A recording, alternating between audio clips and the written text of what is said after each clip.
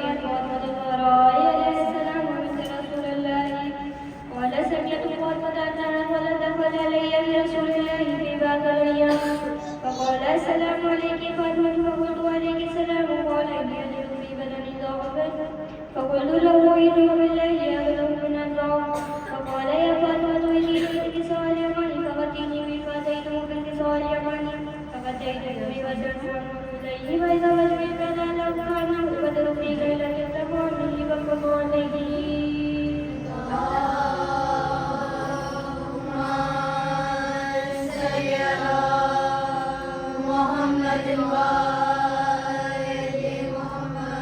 فلما قال جلسته وإذا بولد الحسن قد أقبل وقال السلام عليك يا أم فقلت عليك السلام يا قرة إنما سمعت فؤادي فقال لي أم إني أشم لك رائحة طيبة وأنا رائحة رسول الله فقلت نعم إن جدك نحل الكساء فأقبل الحسن نحو الكساء فقال السلام عليك يا جدك يا رسول الله يتأذن من الخلفاء من تحت الكساء فقال وعليك السلام يا ولدي ويا صاحب الحوض ثم أتيت نحو الكساء فقلت السلام عليك يا أم فقلت عليك السلام يا ولدي ويقرتين فسمعت فؤادي فقال لي يا أم إني أشم عندك رائحة طيبة كان رائحة جد رسول الله فقلت نعم إن جدك وافق نحو الكساء فدخل فسمعت نحو الكساء فقال السلام عليك يا جدك والسلام عليك يا من استعلى أتأذن وليدخل ما كنت تحت الكساء فقال وعليك السلام يا ولدي ويا شافع أمتي قد زرت لك فدخل معكم تحت الكساء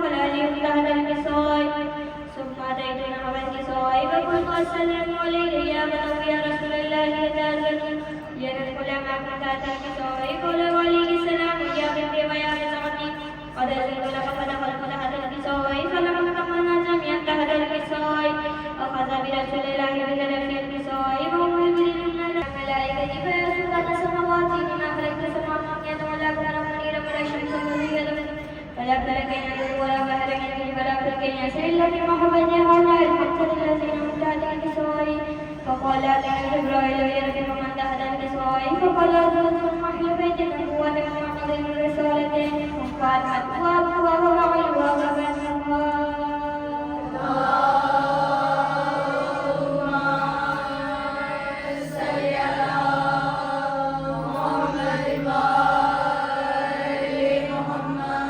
فقال جبرائيل يركب تحت الريح بالأرض يكون معه ثلاثة فقال له من قد أزلت لك فأبدأ جبرائيل فقال السلام عليك يا رسول الله يرد عليك السلام وخصك بتحية والإكرام فيقول له عزة وجلاله إنما خلقت السماء مرقية ولا أرض قديرة ولا قمرا قديرا ولا شمس مضيئة ولا فلك ينزل فقد من الملائكة فاستغفر يا رسول الله فقال رسول الله عليه السلام يا من وحي الله قد أزلت لك فدخل جبرائيل معنا تحت الكساء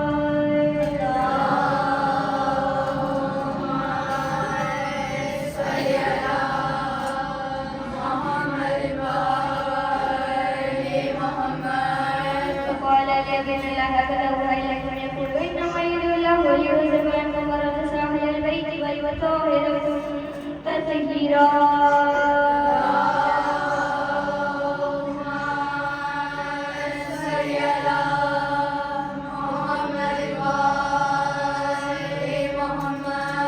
فقال لي يا برسول الله فهفت بهم الملائكة واستغفر لي ويغفر يا كريم فقد قالت سنة واستغفر والمؤمنين في تمام قرآن كبيرا وسبرك مغفرة لهم من أن يتفرقوا فقال عليه السلام وتولى لنا قال شيطان ورب الكعبة فقال الإنسان يا أيها الذي بعثني بالحق نبيا وسمعني ورسالة راجعا وذكر خبرنا هذا فيما فيما حفظ على الأرض من شر البناء وفي مما حفظ لك الله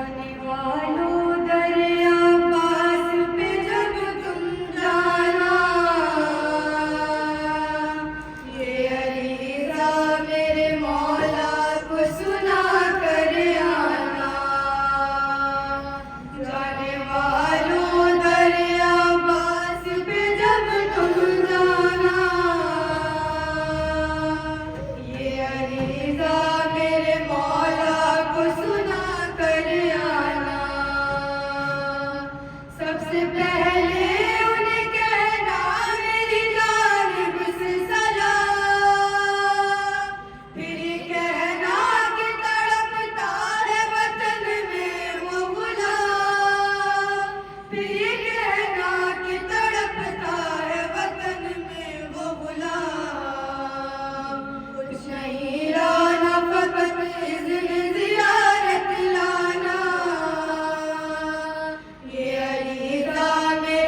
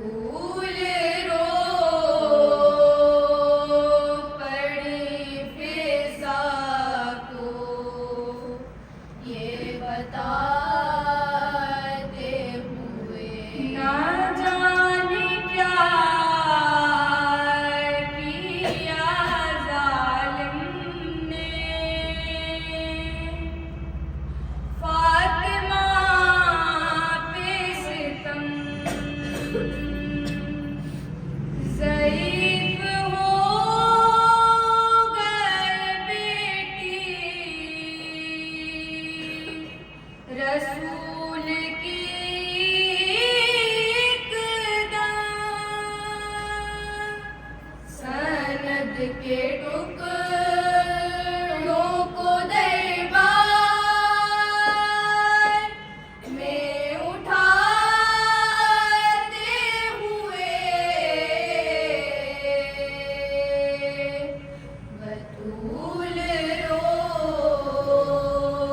पड़ी फिजा को ये बताते हुए जो मुझ पे गुजरी है मुझसे ना हो सकेगी बयां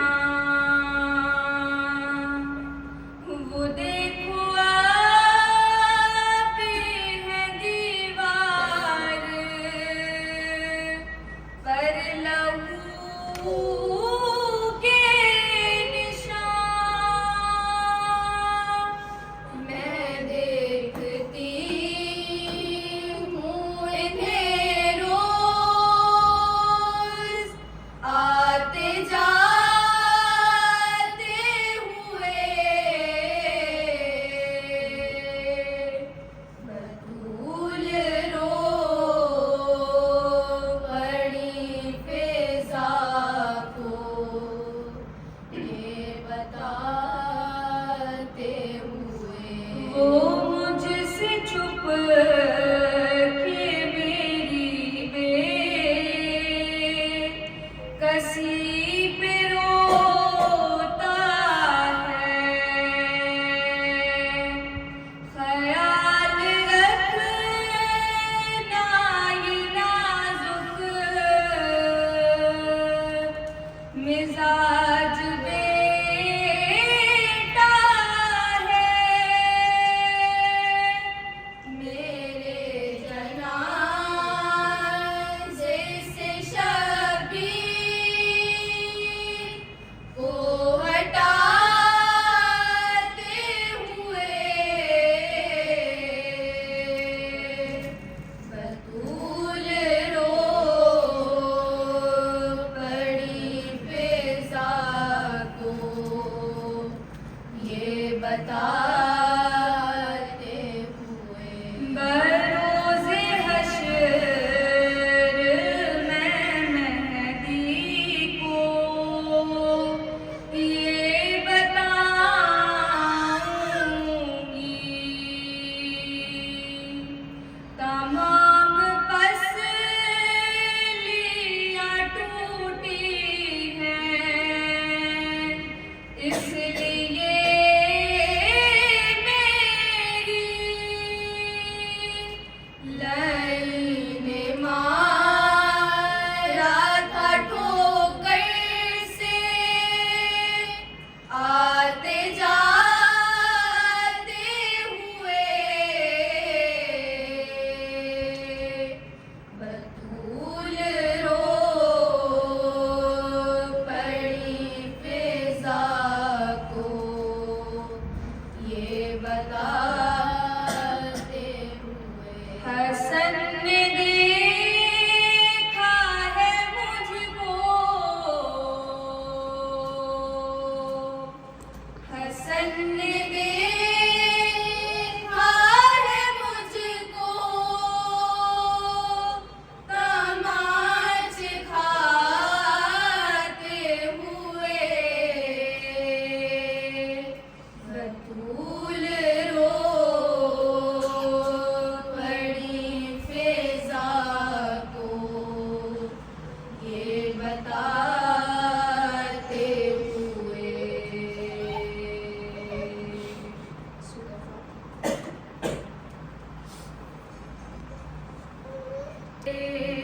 वाते साफरे फातिमा जब खल्क से वाते साफरे फातिमा तब ज़ैनब शबीर को पासा ने बुलाया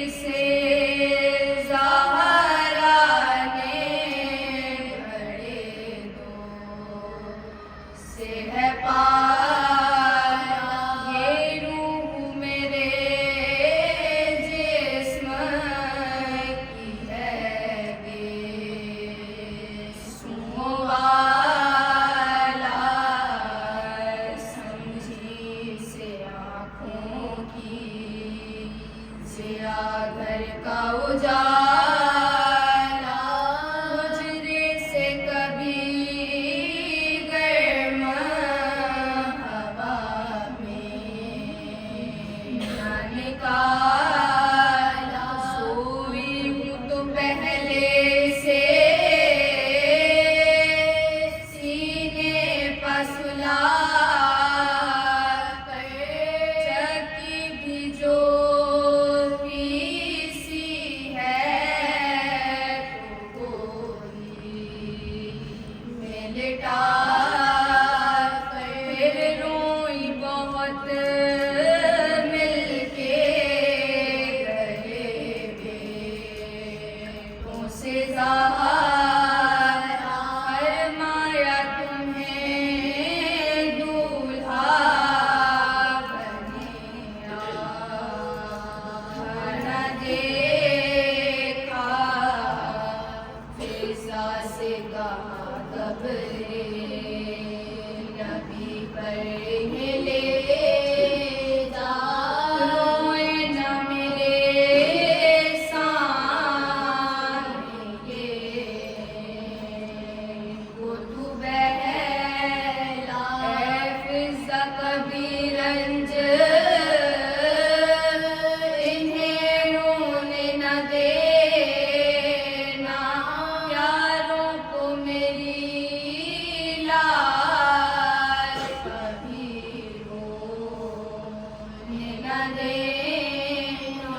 ये कह के किया बंद करे कुछ रैयत सब खुर्दो कला रोने लगे आने के बाहर आवाज सुन कलमाए तैयब की मुकर्रर फिर कुछ ना सगाई कहा सबने ये रो गए उठ गई दुनिया से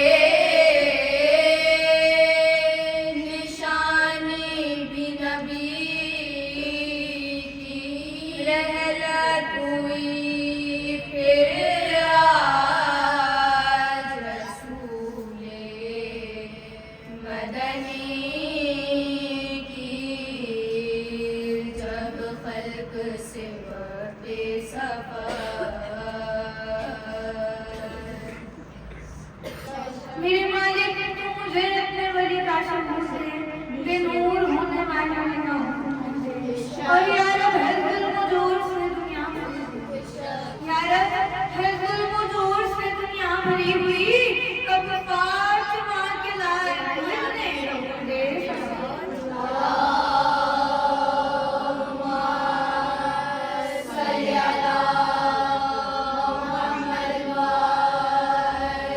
अपनी इस दलील से इबादत को अदल करते हैं। बेशक अभी इस वक्त मैं और आप जिस फर्श पर मौजूद हैं कोई आम फर्श नहीं है।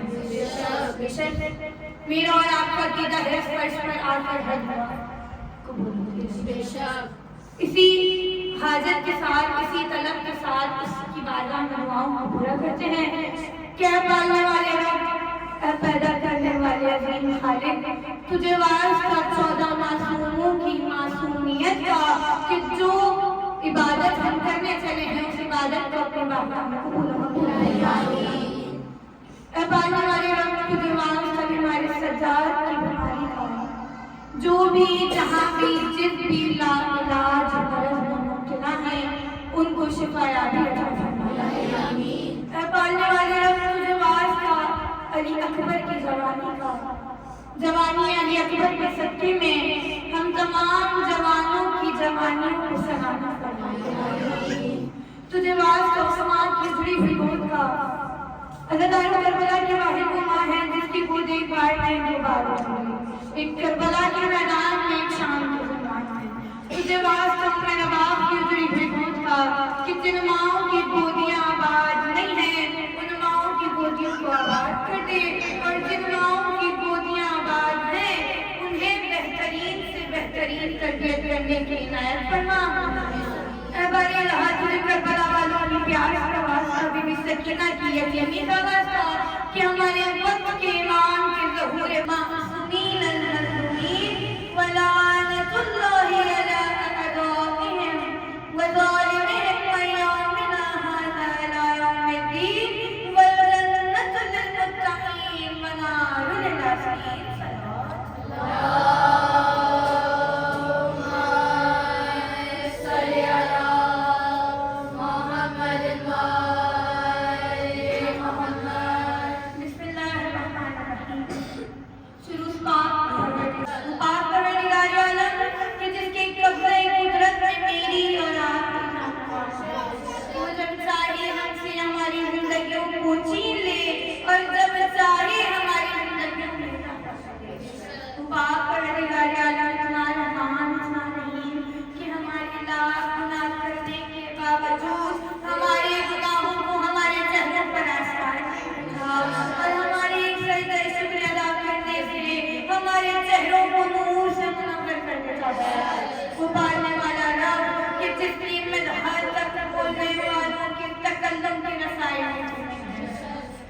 जो अमल से भी अमल है, कब तक है, कहाँ तक है, सब जितना खबर है।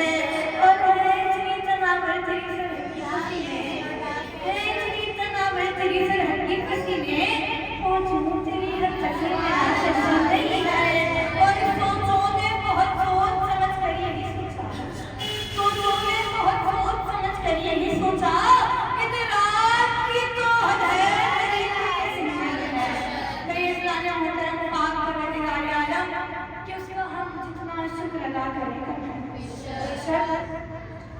उसने हमें सबसे बड़ी नेमत क्या दी? उसने मुझे और आपको इस घर से वापस वो चाहता तो हमें कहीं भी पैदा कर सकता था, लेकिन उसने मुझे और आपको इस कायनात में सियाने हैदर करार कर दिया। और फिर ऐसे नहीं छोड़ा, सियाने हैदर करार बनाने के बाद एक ऐसे दर से वाबस्ता कर दिया जो दर के अंदर नहीं है।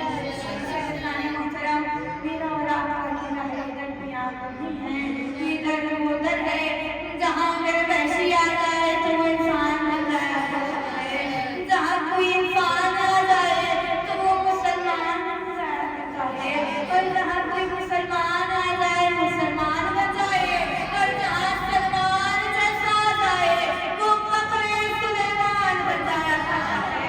कि कर चाहिए, कर चाहिए, कर चाहिए मिलाए तुम्हें आनंद सुखा, तुम नहीं सुखा सुहान क्या देखता है दौलत है हमारे में, क्या देखता है दौलत है हमारे में, जन्नत खरीदनी है तो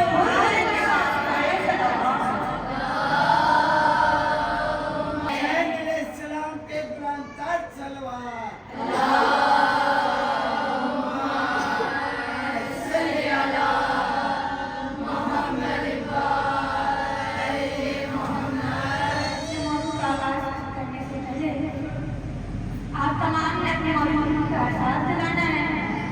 तबियत बनकर कंबर बजाज बनकर दोनों हाथ कर मेरे नारे का जवाब देना है, ताकि मेरी जान सबको आप मेरे साथ मैं अपने मौजूद का आगाज करूँ।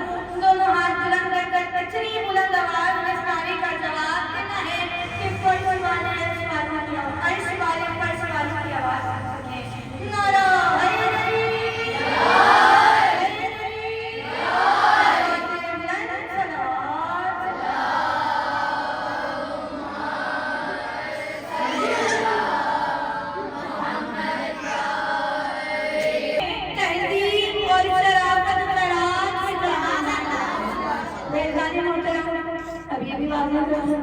ये खानदान लंबा चौड़ा नहीं है, 14 अफराद पर मबनी है ये खानदान।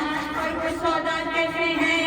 14 के 14 की शक्लें एक जैसी, 14 के 14 की अदलें एक जैसी, 14 के 14 का मिजाज एक जैसा, 14 के 14 का कमाल एक जैसा, 14 के 14 का जमाल एक जैसा, 14 के 14 की पुकार एक जैसी, 14 के 14 की रफ्तार एक जैसी, 14 के 14 की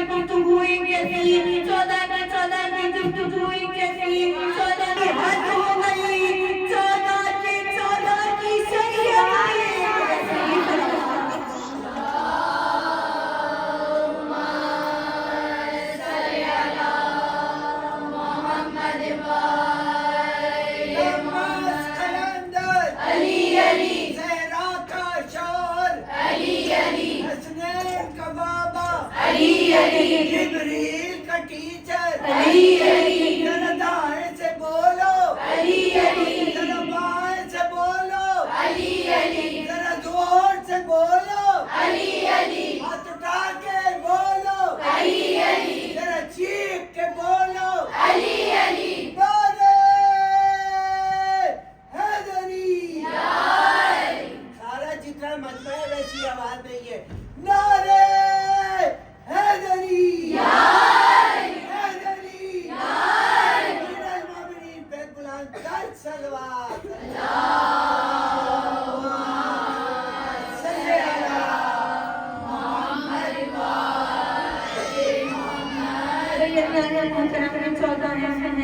जो पहले ने कहा भैया ने कहा जिसे पहले ने अपनी बजर से निकाल दिया आखिरी ने भी उसे कबूल नहीं किया जिसे पहले ने कबूल नहीं किया आखिरी ने भी उसे कबूल नहीं किया भैया गाने मुहतरम ये 14 उस कल करने वाले की पहली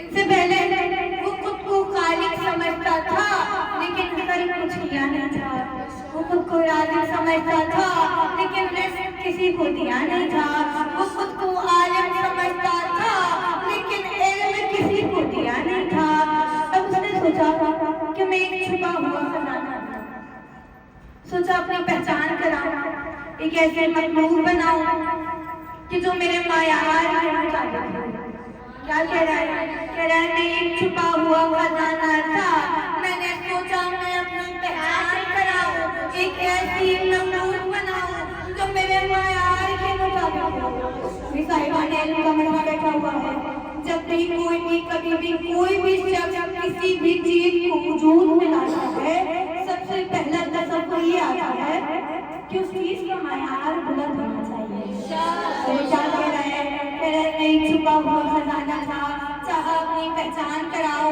एक ऐसी मखलूक बनाओ जो मेरे मायार के मुताबिक हो एक ऐसी मखलूक बना दो जिसे बाकी मखलूकात देखे तो मैं आ जाऊं क्या कह रहा है एक ऐसी मखलूक बना दो जिसे बाकी मखलूकात देखे तो मैं आ जाऊं अब भाई कह कौन रहा है वो कह रहा है कि आँख लगता है ना कान लगता है ना नाक लगता है ना हाथ लगता है ना पाँव लगता है और कह क्या रहा है चाचा ऐसी मखलूक बना दो जिसे बाकी मखलूकात देखे तो मैं आ जाऊं भाई अभी एकदम से 14 बनाना है सोचा क्यों ना ऐसे बना दूं कि अगर जिंदगी कोई आँख देख ले तो कह दे ये कोई हाथ देख ले तो कह दे ये दूल्हा है जिनकी ज़बान से कोई लफ्ज़ निकल जाए तो लोग कहने पर मजबूर हो जाए कि ये लिसान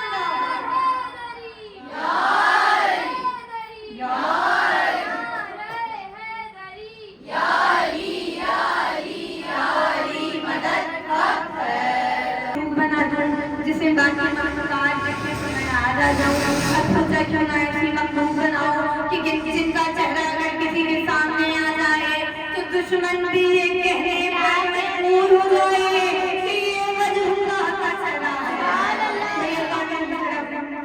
अभी कुछ खल्क नहीं किया सिर्फ इरादा किया है किसी से मशवरा नहीं किया किसी से पूछा नहीं सिर्फ जहन में सोचा है एक मैं छुपा हुआ खजाना है अपनी पहचान करानी है ऐसी मखलूक बनानी है जिसे देखकर बाकी मखलूकात में याद आ जाओ अब इधर कुदरत कामना का कदम उठाया उधर लफ्ज़ कुन के शफाफ आईने को उठाया इधर कुदरत कामना के कदम का उठना था उधर लफ्ज़ कुन का शफाफ आईना उठा अरे भैया तुम वक्त 14 मोहम्मद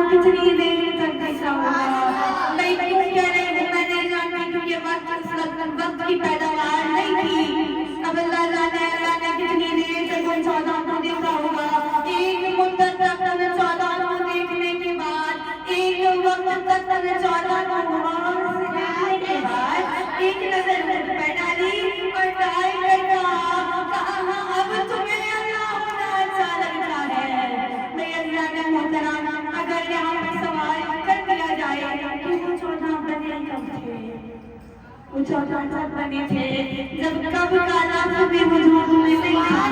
वो 14 किस वक्त बनाए गए? 14 उस वक्त बनाए गए जब वक्त की पैदावार नहीं थी। वो 14 दिन में बनाए गए या रात में बनाए गए? मैं कहूँगी ये दिन और रात 14 की मुस्कुराहट का सरतारा। मैं नहीं कह रही, अजीब खुद मेहनत बनाना में कहते हुए दर्शा है। ऐ दुनिया मुझसे दूर हट जा, तू मेरा सदका है मुझ पर हराम है। तो ये गाने मोहतरम अब खड़ी करने वाले हैं 14 का फल। अब क्या कहता है जब इतनी हसीन को फल पर दिया तब क्यों ना एक ऐसे मखलूक चाहिए जो मखलूक ही नहीं देखे तो मैं आना जाना, जो मखलूक इनको देख कर कहे पालने वाले कर्म करने वाले क्या कराए जब बुराई वैसे मखलूक बना दो जो मेरा शुक्र अदा करे, जो मुझे सजदा करे। अभी मर्तबा तरफ मैंने क्या बयान किया? कुदरत के कामना की कलम से उन्हें 14 को बनाया गया। अब उस कलम को तोड़ दिया गया। अब सवाल ये आता है कि उस कलम को तोड़ा गया, उस कलम को इसलिए तोड़ दिया गया क्या उन्हें 14 जैसे और नहीं करने थे? क्या अगर अल्लाह चेंज कर दूं तो गलत ना होगा? ना उन्हें 14 जैसे और बनाने थे, ना उन्हें 14 जैसे और बनाने थे।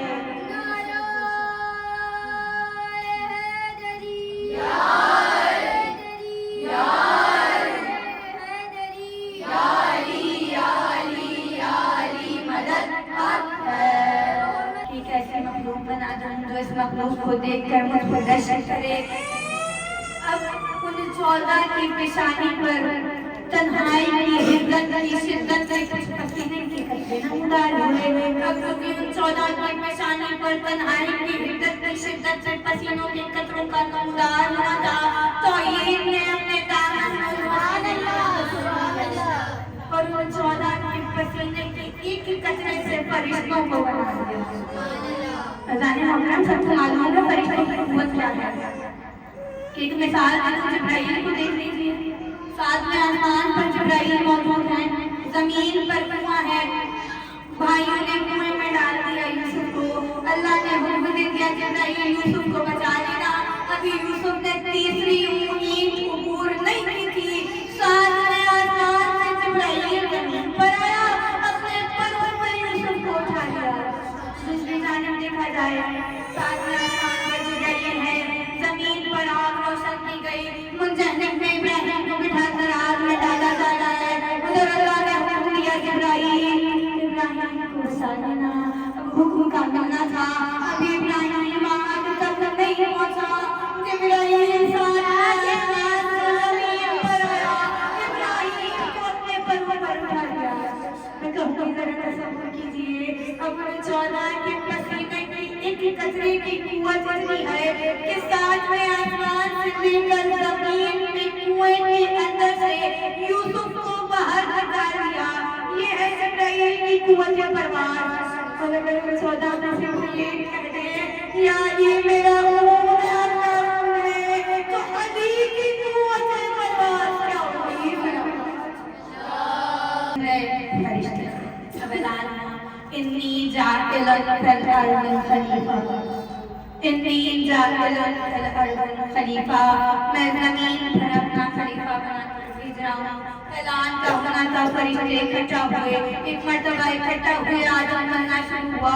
अब जो ही आदम बनना शुरू हुआ, खुदा कुरान में कहता हुआ नजर आता है कि जैसे ही मैंने आदम के जिस्म में रूह को फूंका, मैंने कुछ नाम आदम को दिए। कहा आदम इन नामों को पढ़ लो। अब जैसे ही आदम ने नामों को पढ़ा, मैंने तमाम फरिश्तों को हुक्म दिया कि आदम को सजदा कर लो। फरिश्तों ने आदम को सजदा कर दिया। साहिबान इल्म का मजमा बैठा हुआ है, पूरा वाक़या बयान करने की जरूरत नहीं है, सबने सुना हुआ है। तब जैसे ही आदम से नाम पढ़ाए गए, 3 रोज गुजर गए। 3 रोज गुजरे, चौथा रोज आया। आदम ने कहा करने वाले रब, तूने मुझे खल्क किया। खल्क करने के बाद पुरानी कलम से लिखा हुआ था हिजाब-ए-अस्मत, सही हिजाब असमत की जानत दिखा, कहाँ है पालने वाली? इस हिजाब असमत के पीछे कौन है? इस हिजाब असमत के पीछे कौन सी हस्ती मौजूद है? आवाज़े कुदरत आई, कमाले वरदत है नाम उसका, जमाली अजली रसूल भी है, ये तीनों ईमान की रूह भी है, सुभान अल्लाह उसूल भी है, और नबी की बातें बहिश्त भी है, कलीद बाबे कुतुब भी है। ज़मीन पे हो तो ज़मीन पे हो तो ज़मीन पे हो तो वली की रोजा, पलक पे हो तो लफ्ज़ भी है। अल्लाह तबारक ने हिजाब असमत की जानिब देखा, जूही आदम को गौर करना था, कुदरत वाले लहरा, कुदरत को जलाल आया, कहा आदम इसी से आवाज़ है मोहम्मद, यही रिसालत का खात्मा है। और नजर उठाकर ना देखो आदम, हिजाब असमत में फातिमा है। एक मर्तबा आदम ने कहा है पालने वाले, समझा नहीं, और तारीफ करवा, कहा जरा सही से बताए हिजाब असमत के पीछे है कौन? कहा ये फिक्रे मरियम की शाहज़ादी, ये कुल हुवल्लाह की शाहिदा है, ये फिक्रे मरियम की शाहज़ादी, ये कुल हुवल्लाह की शाहिदा है। और खता का इम्कान नहीं है इसमें, खता का इम्कान नहीं है इसमें, ये रोज़े अव्वल की गाहिदा है। मुबाहिलात की सफ़ों में देखो, मुबाहिलात की सफ़ों में देखो तो हक़ की पहली मुजाहिदा है। और मैं तुझे हिफाज़त करूँगा इसकी, कभी कहा कि मैं खुद हिफाजत करूंगा इसकी, ये मेरा वायदा है। अब आदम ने कहा है पालने वाले रब, तूने ये क्यों कहा कि तेरा ऐसा वायदा है? अब आवाज़े कुदरत आई, ये ऐसी मशअल है जिसकी किरणों, ये ऐसी मशअल है जिसकी किरणों से आ रही कि उसी के लम्हे ज़माने भर की ज़बीन में नामे रसूल चमके, और भीख मांगे। साहिबाने का मतलब बैठा हुआ है, बयान करने की जरूरत नहीं है, नजूम किसे कहते हैं? कहा नजूम किरणों की भीख मांगे तो इसके कदमों की धूल चखे, नजूम किरणों की भीख मांगे जो इसके कदमों की धूल चखे। और कहा ये मुमकिन है चांद सबको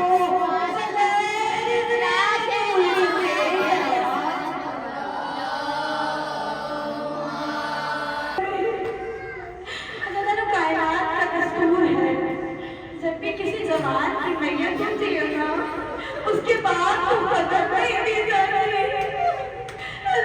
लेकिन हुसैन भी कुर्बान, अरे करिए जवान का लाशा, अरे 75 बरस का बुढ़ावा, मैं नहीं जानती हुसैन की किस तरह दर्द किया था। बस आवाज़ आ रहा हूँ, अरे आवाज़ों को आवाज़ छोड़ देना,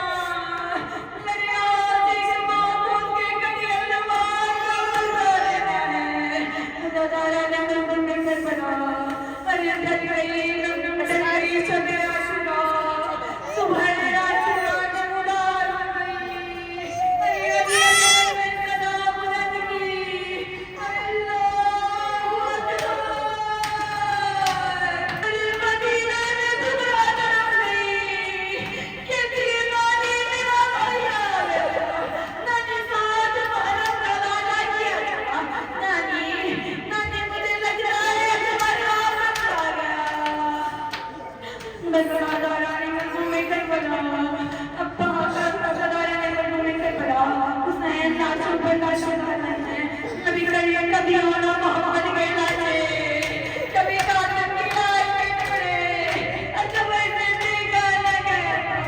अरे आई है हुसैन की खिदमत में, साहबा पर जंग की इजाजत चाहिए। एक मर्तबा हुसैन ने मुंह फेरा, कहा तुम्हें मैया सजाद ने जंग की इजाजत दीजिए। ना कहे मैया सजाद की खिदमत में हाथों को छोड़कर कहा भैया जंग की इजाजत चाहिए। साहबों भी अम्मा से जंग की इजाजत लिए, अब तुम ही आए हैं ज़ैनब के करीब। ज़ैनब ने कहा मैंने तो सिर उबाला है तुम्हारे, अरे उस्मान से जंग की इजाजत ले जिसने तुझे फरमाया। आ गए अम्मा जंग की इजाजत चाहिए।